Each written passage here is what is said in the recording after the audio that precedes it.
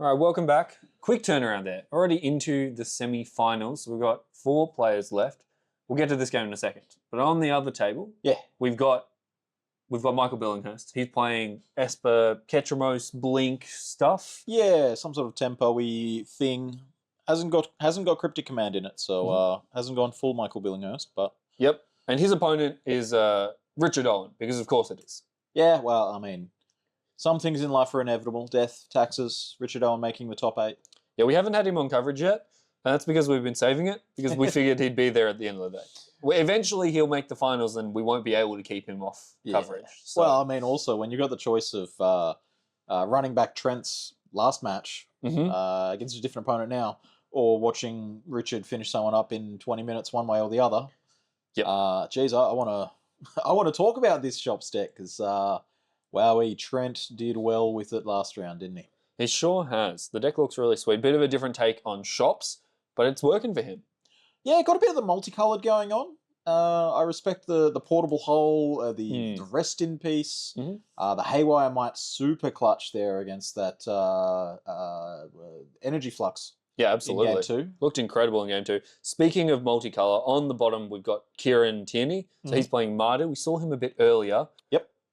Mardu, sort of more of the mid-range. So we saw a tokens version. We saw a more Eldrazi colorless version. This is neither of those. It's a lot of the best threats in Mardu, the best interaction, and some fast mana as well. Yeah, just stock out of the box. Here's the good cards in my colors. Yep. Don't need to fiddle around with weird synergies. How quickly can I put a 4-drop in play with, a Dark Ritual or something like that? Trent here going to start with a Jeweled Amulet. This is one that I think the Artifact players know, and most of the other players, like Tiernan just did, will have to read it. That's right. I saw this card first in some competitive one-on-one Highland EDH back in 2012, where it was casting a turn 2 Geist of Centraft. Ooh, okay. Times have changed. Yeah, I mean, that killed people. It's really just the worst mocks you've ever seen. It's truly. It's mocks, but you have to charge it each turn. Meanwhile, Tiernan has decided, after playing a tap land on turn 1, yes, he then decided to play his fast mana and put a 2-drop in to play on turn 2. Yeah, and this was a 7, right? I'm pretty sure this was a 7-card hand. Yeah, I think so. Got 4 cards in hand now, 4 in play on turn 2, yeah. He's milled the land with his Elegant Parlor, is that right? Of the Surveil? And then not played the land on turn 2? Bold strategy. But maybe I've missed something. Trent, meanwhile, has another land that... Is it 2 lands that tap for 2 mana? One of them sort of taps for 2 mana, right? What was the first land? And that's a Trinisphere. Here we go again. Oh boy. Well, at least you got the Chrome Mox down before the Trinisphere. It's true. It could be so much worse. And you've got 3 power in play. Surely Trent won't follow up with anything. Yeah. And the Chrome Mox is already in play.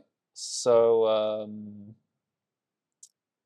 Well, in with the cats. Yeah, in with the cats. No black source. As we said, this is Mardu. Yes. So currently some red and white lands only for Kieran. Flage.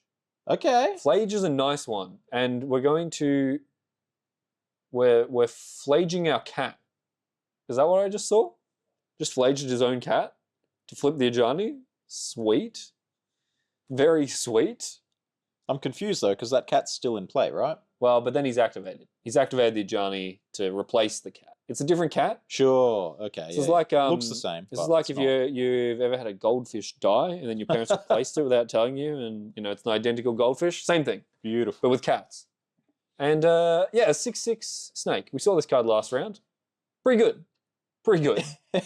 This card is humongous. Yeah, and protection from multicolored will come up even more against Kieran's Mardu deck. You have to think. Definitely. Yeah. You have to think. And Flage in the graveyard now, like but say so this, far. This Ajani, perhaps. Yep. So Johnny's going to keep spitting out cats. Another land there. So Kieran has some mana sources. That'll be a black source. Very important for him. Kieran, of course, on 8 points. We saw a lot of 8-point decks today. We've seen quite a lot of 8-point decks today. You are right. It's and then you've got the opposite over here of Mishra's Workshop, City of Traders. Yes. The whole lot. All of the busted old cards. So Kieran now with 4 mana. That's the initiative, right? That is, I believe, a Ravenloft Adventurer. Okay. Which, I mean, currently... The Stonecoil Serpent's not ever making it through. Like, there's currently, this Ajani, while it doesn't interact with the Stonecoil Serpent, it holds it back. Well, Stonecoil Serpent does have trample. I retract my statement. So currently, Kieran has 8 toughness in play and can block quite well. All right, fair enough. But there's some risk. We've put up the Ravenloft Adventurer here. Now, this card has 8 lines of text on it. And the worst part about that is it still doesn't tell you what it does. Yeah. You have to go to a whole other card to find out what does the initiative do. Oh, yeah. It's a mouthful. It enters, you take the initiative, an opponent's creature would die, you exile it and put a hit counter on it. And when it attacks, if you've completed a dungeon, well, you've already won the game at that point. Yeah, if you complete the Undercity dungeon, you probably don't need more. Yeah. Oh, this is good. So Kieran's got a handwritten version of the initiative. As we go and we'll pull that one up for you. But I appreciate that Kieran came prepared at least. I like the effort, yeah. For everyone except for, all the people watching at home, the paper version does a great job. Well, it does a job. It does a job. Let's we'll wind that back a little bit. Yeah, it does fine. So this turn, Kieran's going to go get basic land. Secret entrance. Yeah, he's entering the secret entrance.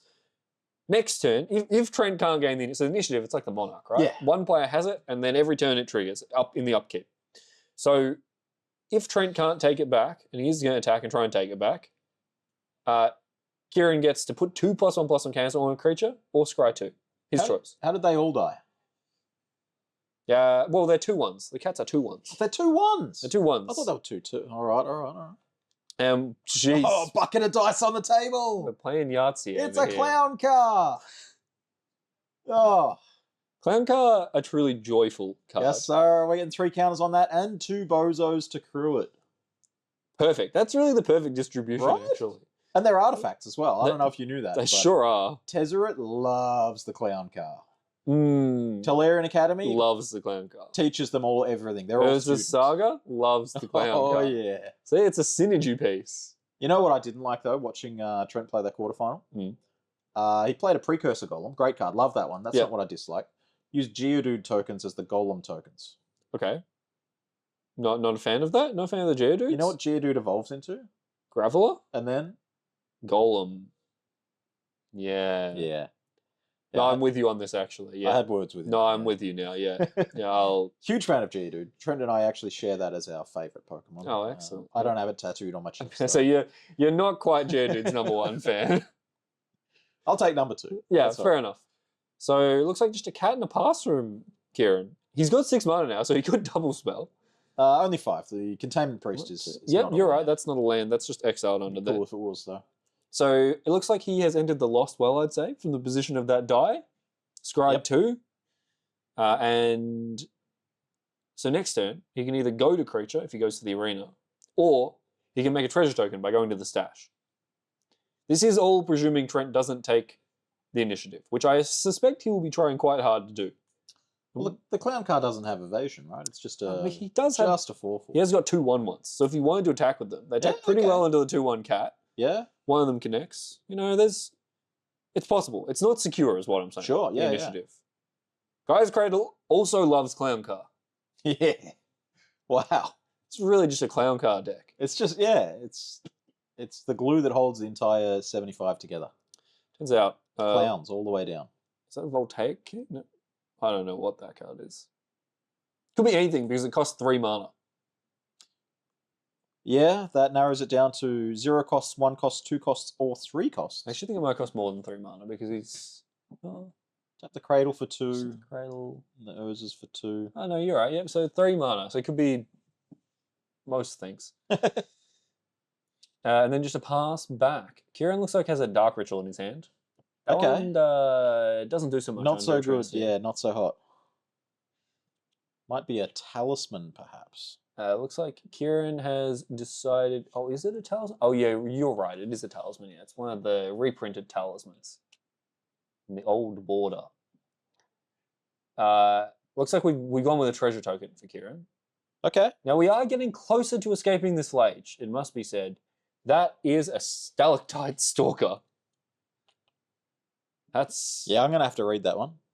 Stalactite.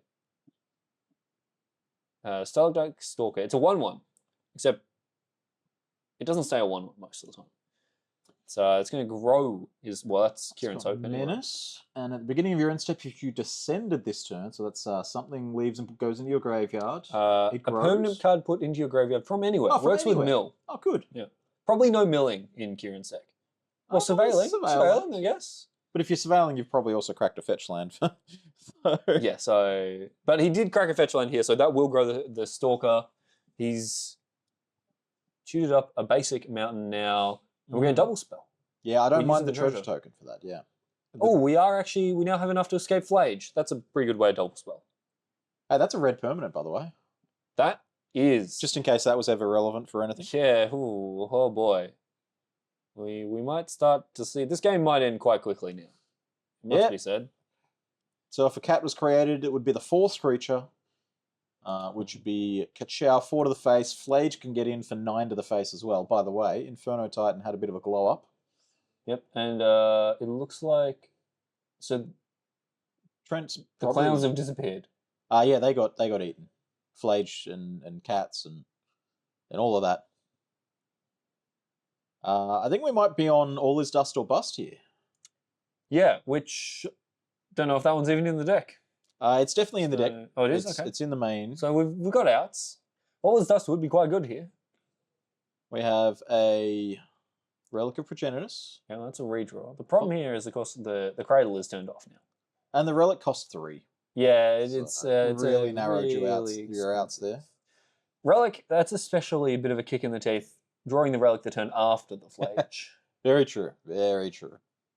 And Trent's going to scoop him up. All right, quick game 1. You know, anytime you take game 1 against bots as a sort of a mid-range deck, you feel really good. Yeah, tell that to Kyle Gibson. Well, as always an exception to the rule. What can I say? Let's look in the sideboards here. In Trent's sideboard, I see a Cursed Totem that may be worth a look at. I see a Dismember. Forsaken Monument, possibly. Just more big threats. Swords might come in. What about Torpor Orb? Surely Mardu's got a bunch of Enter the Battlefield nonsense going on. Ooh, yeah, well, we saw... Well, I was going to say we saw Flage. It's not that great against Flage. Yeah, it changes the problem there. Yeah, it's Ravenloft Adventurer, Ajani. Surely there might be more. There's a Pyroglyph, I think. We've seen other initiative cards. We saw Palace Jailer earlier. Yeah. Yeah, Torpor Orb sounds pretty good. I could be on for Torpor Orb. There's noticed as well. So that Containment Priest was in the main deck from Kieran. Really, he knew what he was coming for. Wow. Yeah. With a 14-card sideboard as well. Secret Lair Talisman. Yeah, right. Fair enough. 14-card sideboard. Is that right? We just didn't need the 5th card anyway. 15th card anyway. I love the Ink Shield in the sideboard here. Yeah, I had to look that one up. We had a long discussion about whether that was a Strixhaven card or... Because it is a Strixhaven card. But it sure looks like a tier... Well, it makes 2/1 Inklings. They're from Strixhaven. They're the Silver Quill mascot. Yeah. But it sure looks like it has a Tyrannid in the art. Sure, yeah, I believe you on that one. Which we had, Warhammer 40,000 expert Alec in the booth with me. So that was an animal discussion. For Trent, so he's got a couple options. Normally we would see the mid-range decks get better against bots. But here, Stony Silence, Wear Tear, it's a couple things, but not Meltdown as well. So there's a couple really high-impact cards. Dreams of Steel and Oil might be good, but not perhaps the degree of really hammers that we have seen in the past when bots was more prevalent. I think you'll find that Kieran has teched against the other 30 players in the other 29 players in the room. Obviously, won't be paired against himself. Yes. Instead of the one person in the room playing workshops. Which is interesting. There was a time when you would expect bots to be in the top 2 or 3 played decks in the room. There's a lot of really strong bots players. The deck has historically been very powerful, but the last sort of 6 to 12 months, we have seen a lot more adoption of mid-range decks, You know, Grixis, the Juns, the Mardu has become quite popular. We had, I think, 4 Mardus in the room today. Yeah, a lot of Mardu today. So in a way, I think maybe Trent is capitalising on the fact that people perhaps aren't respecting bots as much as they have in the past. A lot of Nadu in the room today as well. Very strange. A lot of Mardu. It's true. We saw a little bit of that. We saw Annie doing some Nadu things. I don't think she ever properly went off with Nadu. Mm-hmm. We saw a lot of... She won that match, but there was a lot of attacking with medium creatures. Yeah, there was 2 Nadu triggers, one from her own Caracas. Yeah, one from a removal spell and one from Caracas in response. Yeah. But I mean, that threat was important as well and shapes the way that your opponent plays that game. Very true, it does. As the players shuffle up here, we will head to Game 2 of the semi-final. As a reminder, if you missed it earlier, on the other side, we've got Michael Billinghurst playing Esper, up against Richard Owen playing Storm, of course, as always. Yeah. So we will have the winner of that against the winner of this in our final later on. And as soon as we get updates on a score from them, we'll certainly keep you posted. Absolutely. So will we Trent on the play? Is that right? Yeah. Yeah. Yeah, Trent on the play. My mind's slipping already. It's been 5 minutes since the game finished. On the play, right where Bot wants to be. Yep. We saw Kieran on the play there, which let him play a tap land on turn 1, not be as punished by a slightly slower start. I'm still a little confused about how that game started. You know, the tap land, mill my land into no second land on turn 2. Just decided he really needed a black source to unlock the hand, I suppose. But the only black card that was played was the Ravenloft Adventure. That's true. That was a little while later, but like, yeah, I don't know. The hand certainly wasn't all in on Ravenloft Adventure.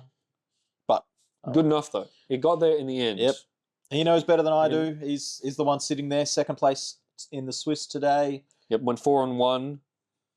Won his quarterfinal. So went to a Pro Tour recently as well. Not the most recent, current, this very second Pro Tour, but earlier this year, yes. Oh, I see the precursor golem in Trent's hand. I'm a little strange about that still being here for game 2.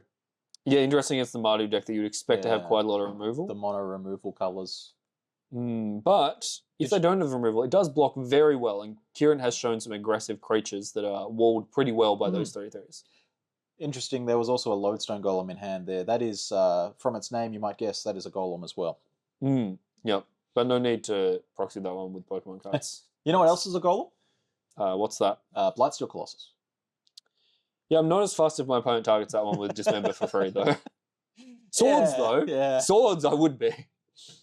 There was an old deck way back in the day it was a bit of a meme for a couple of weeks. It was playing Precursor Golem and I can't remember the name of it. It was a single blue. It swapped something's power and toughness and drew a card. It swapped single blue. It was an instant Twisted Image. Yeah. Yep.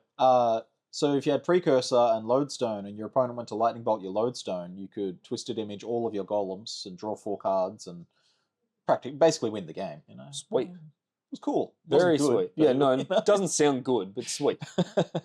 Twisted Image most well known to me for killing spell skites. Sure. Yeah. It does that job well. So Trent on a mulligan here.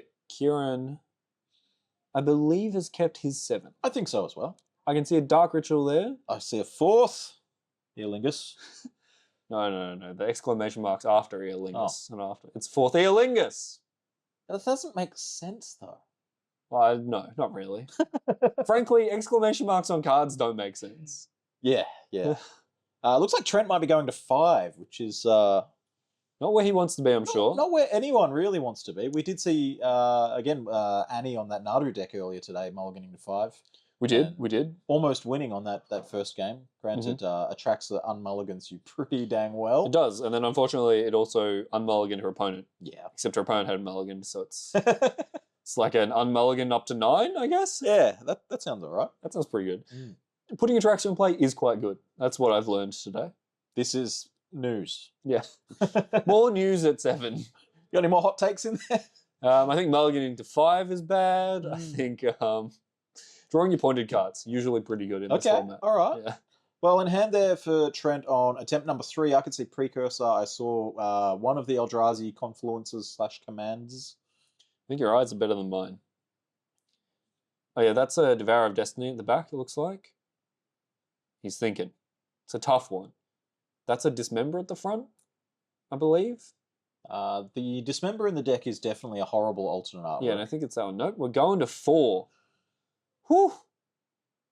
So for Trent now, it becomes a question of got to do something explosive and fast and overwhelm Kieran before he can use all the extra cards he's got. Yeah. We're really looking for... Because if you keep Workshop, that's like having 3 lands. It's true. In one card. So the opportunity is there. The potential is there for a really powerful start. If you just go Workshop Trinisphere... Yeah. Exactly. Make some polite gestures to your opponent, you've got 3 turns to catch up. Exactly. Workshop Trinisphere, you get to keep playing spells for the next 2 turns while they don't get to do anything for a while. Yeah. Excellent. So, Kieran will cut, and Trent will go back to the well for the 4th time here. Yeah.